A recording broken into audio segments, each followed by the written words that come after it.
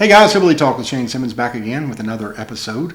Stunning, wonderful, beautiful, just like my hair. I just got back from getting my hair cut and I went up there and I go to Great Clips, I guess it's called, or whatever, so you can just check in online. And I hate to go there because you don't get the same person twice, and I'm a loyal person, plus I don't like just any old body getting in my hair, but I've fallen into the trap of liking that you can check in online and get there and not have to wait so long. So I've been doing this for several months now, and I got lucky there for a while, got the same girl several times, but this time I got somebody new and she did a good job. Actually, I would say she did a great job, but it was one of those weird situations where you're sitting there and you're not really hitting it off with the person, and then it just goes cold. You're making a little small talk, they're trying, you're trying, there's just no love connection, as Chuck Woolery would call it.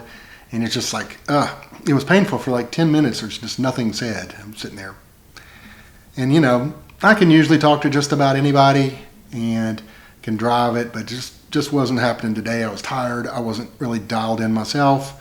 And this person didn't exactly ooze of charisma, so we just sat there in just silence. It's snip, snip, snip. So it started feeling a little awkward. It's like, it's okay for 2 or 3 minutes, but if you've ever sat silently with somebody for a long time, it gets to be like, I'm uncomfortable. It's like, I need to do something to change the dynamic here. But anyway, that's my little rant about my haircut. And then I pulled in. I'm like legendary, epically bad parker. I took a picture of this one. I'll post it here with this video because it is so rotten of a job. I ran up on a curb and then pulled up into a curb, and then my car's just jacked up completely getting in there. And I'm like, I can't prove it, but I think I saw people laughing at me. I'm pretty sure that it was so bad that I actually called attention to myself. So this is bad, not my forte by any means. Reminds me of the Naked Gun movies. I don't know if anybody remembers that with Leslie Nielsen, where he would pull in with his car, jump out, and forget to put it in park or whatever, and it'd drive off and create chaos. And now I was getting ready to question him about drugs and attempted murder on his own docks. It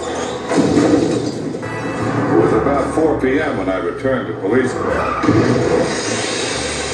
figured to stop by and see what the lab boys had come up with on Nordberg's jacket, the one they found on the docks. You can tell a lot from fiber samples if they aren't too wet, and I was hoping in this case we wouldn't come up dry.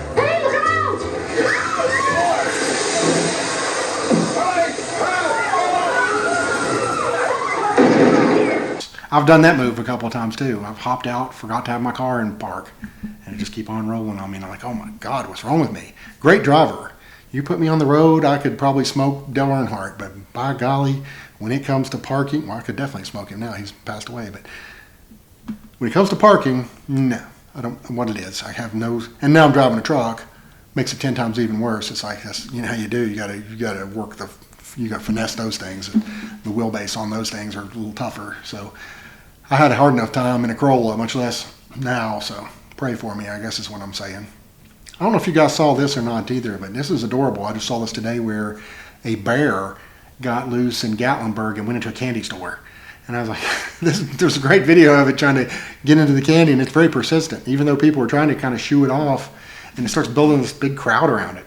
And it starts working its way on the little plastic containers, and I'm like, golly, man, that guy really wants him some bit of honeys or whatever it was. And so he was just going after it, and they finally, I don't know how they got him out of there. I need to read the follow-up. It wasn't completed as of last I looked, but pretty neat to see bears, and just shows you how real Gatlinburg is. It might look like a little bustling commercial area, but bears are there, and they make their presence felt fairly often, not necessarily in that way. But I did sympathize with him. I'm a big candy lover myself, so I see where he's coming from. You get no hate from me, bear. I saw something too. It's just getting on to things to get on my nerves from something fun. And that is, apparently there is rumors and talk of solar farms coming down to my area, and I am absolutely adamantly opposed to this kind of stuff. And it's just funny how Appalachia has become the dumping ground of America. It's just, used to be they extracted everything, just took it and pillaged and plundered, and we didn't get anything for it. They just, our coal, our lumber, all kinds of stuff that people made millions and billions and jillions of dollars off of, and we were left with nothing. They robbed our land of everything. And now, okay, now that we've took everything that you possibly want, let's just put some stuff back. Like, Russell County, Virginia was trying to get a landfill of all things. I mean, like, what kind of dope with a brain in their head would want a landfill anywhere around their communities? And it makes you think, well, someone's getting their hands greased here. There's no way in the world that a Joe Q citizen wants a dadgum landfill. And I have personal experiences with them, unfortunately. When I lived in Bristol, I was a quarter of a mile from the landfill. Had no idea when I purchased the house. And boy, did I live to rue that day, because it started having some major problems. And it put out this god-awful smell. And beyond that, these bozo politicians were telling us, it's just a bad smell, nothing to it. But I woke up every day of my life. This is no joke, no exaggeration. You can ask the people who know. I woke up every day of my life with a nosebleed. It was just I'd get up, blow my nose, blood in my.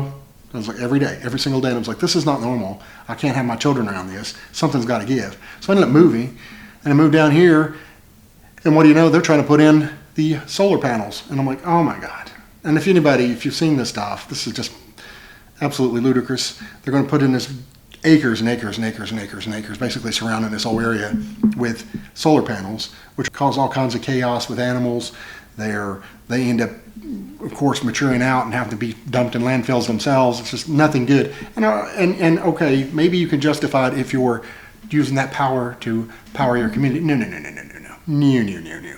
This is just going to be shipped out of here like everything else is, extracted, and they're going to pay a little bit of tax dollars here to Washington County. And I'm like, you imbeciles, what's going on here? There's no way in the world anybody around here is for that, except, there's people who are so goofy about climate change that they'll sign up for anything. But this is an entirely different scenario where it's just horrible for us. Eyesores, devalues property, all this kind of stuff. And what do you know? A lot of these politicians are meeting behind closed doors trying to make something happen.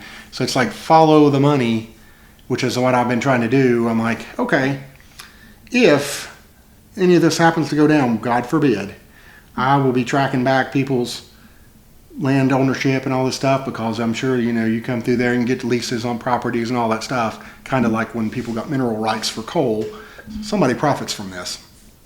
So I don't trust any of these politicians. I don't care if you're a Democrat, Republican. It doesn't matter around here. People go with whatever is the winning brand. Like if you went back 10, 15 years, even that recently, you'd have, 75% Democrats around here probably. Now it's 75, 80% Republicans, and half of them the same people. It's like, they just change stripes because they want to stay in power. And there's not a bigger joke in this country than for somebody to call themselves a public servant. There is no public service in any of this stuff. It's all about power or control or money. There's something about it. So keep an eye on these people, but they're trying to dump these landfills on us, solar farms. No. Not on my watch. I'll be squealing like a pig. And unfortunately, one of the good things about social media is you can get an audience. You can get people you can get the word out. You can communicate some of this stuff and build up a groundswell of opposition, because so far they've stabbed off the landfill, but you hear these rumors like they might be trying it again. And then the same thing with the solar panels. I've heard it popping back up again. It got defeated to begin with because people were, afraid for losing their skins in the elections. But what do you know? If somebody can profit from it, or if they think they can sneak it in back door somehow, or act like it's somebody else's fault. That's what they always do. So, got my eyes on you guys.